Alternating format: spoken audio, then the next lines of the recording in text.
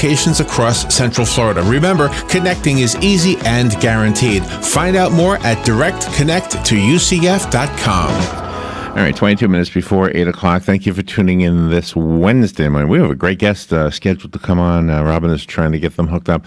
Right now, it's 64 degrees here at the studios. Temperatures are expected to get a little warmer today than they did yesterday, although I wouldn't complain if it stayed that cool for a while.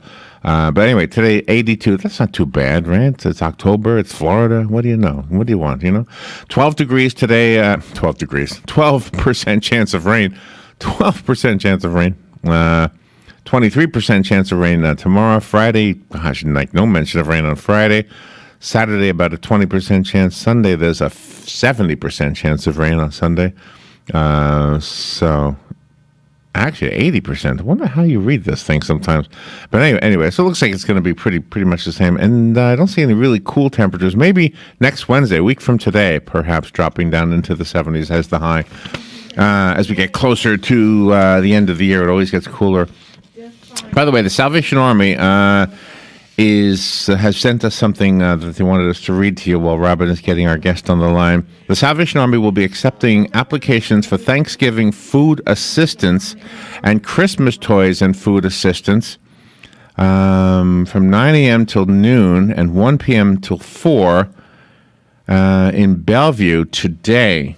This is in Bellevue. This is at St. Teresa's Social Services at 11528 Southeast U.S. Highway 301. So it's in Bellevue today if you want to help them out with, what do you do for food? I guess bring them some food. Obviously, you don't want to bring them, I don't know, maybe they got a freezer. I would just bring them some money. That's always the best. They can go buy a turkey, right? Thursday, tomorrow at Fort McCoy, the First Baptist Church of Fort McCoy is where you could go if you wanted to go help out with that program. And the church is at 11350 East Highway 316. I believe this is our guest. Am I right, Robin? Yes. Okay. I think that it's easy to see that we have had in our history growing pains as far as civilization is concerned. And when you look back through history, you cringe at some of the things that we as human beings have done to one another. But I guess if you were like in an alien spacecraft or something, watching Earth or something, watching this civilization, I think you might say, "Oh my gosh, they're taking 2 steps forward or 1 step back," but they are moving forward. We have moved forward, even though we've had a lot of, we go to war, we hate each other. Oh my gosh, we've got our growing pains. National Geographic is such an amazing publication, and they do some amazing work with video these days. And there's a new thing they've got called The Story of Us with one of your favorite guys, one of my favorite guys, Morgan Freeman. My mom's too. She loves him. Oh my gosh, is this guy awesome? James Younger is on the phone. He's the executive producer of The Story of Us. And I think it started on the 11th, right? Yes. Let's find out from James Younger. What an honor. Good morning, sir. How are you? Good morning to you. How are you? I'm good. You guys do such a great job in telling our story. You always have. It's probably goes back before you and I were both born. Well, our story definitely goes back longer than that, I think. Yeah, I'm not. So tell me about The Story of Us. What are you showing in the story? How many episodes is it, by the way? It's 6 episodes. Tonight is the 2nd episode, which is about War and Peace. We are trying to tell the story of human civilization in 6 hours, which is kind of a bold task. So we just basically trying to tell a series of powerful stories about the things that hold human society together, and also the things that drive us apart. So War and Peace is tonight's episode, which is kind of self-explanatory. Like, people are trying to figure out how to get to peace, and we look at war as an age-old problem that we battle with. What is interesting when you look at the wars of the past is how, like for example, today, if you sound like you have a British accent, right? I do. Back in the Revolutionary era, you were the enemy. What the heck, And now we're the best friends. Same thing today in Japan. We're friends with Japan. It's like in Germany. Right. We're great friends with Germany. and yet we have Right. the most The two halves of Germany are together now, Yeah. quite solidly together. Yeah. So, I mean, I don't want to think that we need war in order to have peace. Hopefully, we'll learn from some of these examples. I don't know. So, is that the hope, or is there a hope? Is it just telling our story, or is there kind of an underlying message? But I think there is an underlying message. I mean, look, this film tonight, this episode, we start with the most original form of war, which is just a battle over resources. We go to this tribe in southern Ethiopia called the Dasanech, who have cows. They keep cows on a very arid landscape. And there are problems with neighboring tribes who, the young kids come and steal the cows, or shoot the cows, or shoot the shepherds, whatever you call it, the cow tending guys. If you call those, Right. So that's you think about that. That's what we've been doing all along. Bands of humans moving around. Hey, this is our area. This is our ground. Keep off. Right. Yeah. That's what Germany was doing in World War II, right? Hitler wanted resources from Africa, and he was annoyed that the rest of the European powers had those. I know. Yeah. The one thing that I always think of whenever I hear of what war is about is that we are basically primitive. We're still not as civilized as we think we are. Right. But I think there is hope. There's hope. The story that we end the film with is in Rwanda, which is amazing, where there was genocide in Rwanda 20 years ago, more than 20 years ago. The Hutus and the Tutsis, and 1 million Tutsis were killed in a country of 12 million people. And yet that country, they have managed to come to peace, and they've had a national program of reconciliation where Hutus and Tutsis, even Hutus whose family were killed by Tutsis, have come together and become friends. And it seems that there's only a few agitators, but they seem to make the most noise.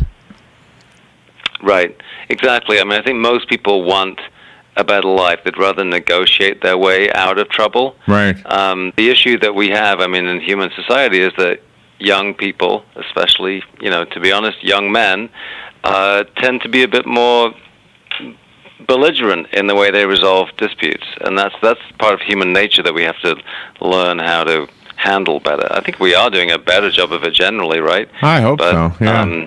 And the irony is that as little children, we're all taught respect one another, all the good things that we're taught as children, but for some reason it doesn't stick with us. And if you're elected into office, forget about it. You forget all those things.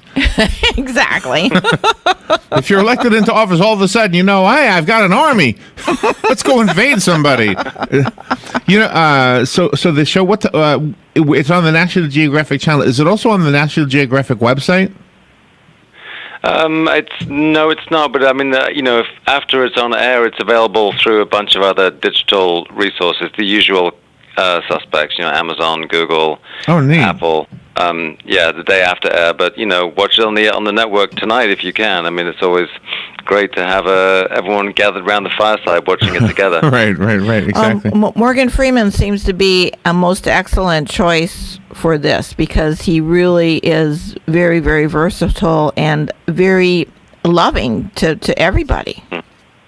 Yeah, he's truly interested in these stories. We traveled the world and found for this 6-part series 36 amazing stories of people who'd grown up in orphanages or had lived in a village where there was war going on or survived a genocide.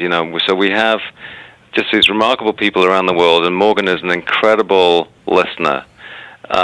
He's not trained as a journalist, but in some ways he's better because he's able to, as an actor, he is amazingly good at picking up on the emotion that people have. And so when they tell their story, he just really gets it out of them in a very profoundly moving way. Yeah. And since you began your career as a journalist, was it hard for you to transition from writing that way as opposed to writing documentaries? I don't think so. I mean, it's about not trying to say everything in words, as a filmmaker, just to let people tell their stories, try and just shape the outline of the stories, but let them stand alone for themselves, the people who've got these remarkable stories to tell. So it's kind of stepping back a little bit. James, one of the things about the story of us, as humanity goes, is that religion has played a role in some of the movements that have taken place. I mean, the year is 2017 because of the birth of Christ. So that right there says something. But it seems like the religious leaders, the people that we look to as the beginning of a religion, Jesus, for example, or Buddha, or any of the beginning people, like they all had this message of peace, right? And yet, the people who follow them, they go to war. It doesn't, right? It is always amazing to me that the people we're following, the religious whatever deities, whatever, it's like how is this possible that we perverted what they were trying to teach us and somehow justified killing people?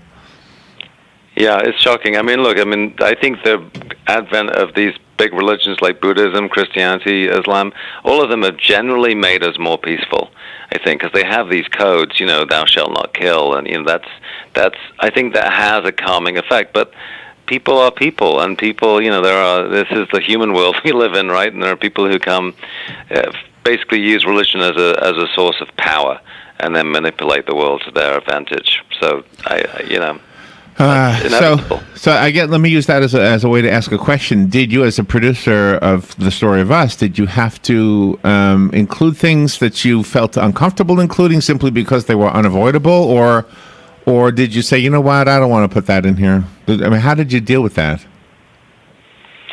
I think on the whole, look, we tell some stories that are very difficult. It was a story and we try and clearly our message is one to try and is an uplifting message. We're trying to find sources of hope and inspiration for people and bring people together. But there are stories that are difficult and stories that are complicated. In looking at other cultures, one of the films next week is about love, the story of how love has shaped the world. And we went to a remote region of Africa to watch this kind of family coming of age ceremony, right, where this young boy becomes a man, and the women get whipped. They actually asked to get whipped. Oh my God! By other people in the tribe, and we were watching this as just shocked. How this does not seem like a form of love. This seems like abuse. And it's very complicated to understand where they're coming from. We ask the women, is this something you do? Why do you do this? Like, we always do this. Whenever some young man comes of age, we get whipped across our backs. And it's just the way the world is. It's crazy. So, do you happen to remember, are you old enough to remember when the Beatles did All You Need Is Love, and they did this worldwide televised broadcast of the song? Do you remember that? I don't remember it live, but I remember it, shortly afterwards when I was a kid. I saw it, and like a billion people watching TV. I know, and it was a moment where you thought, okay, finally everybody's getting the message, and maybe we'll change our things. Robin just handed me a note. I guess we went over time. James Younger, thank you so much for being on the air with us and for producing this. I can't wait to see it. It's The Story of Us with Morgan Freeman on National Geographic. Joanna, if you're listening, I apologize. I thought we had more time. Mm-hmm. Thank you, James. Thank you so much. Great to talk to you guys. You too. We will be right back.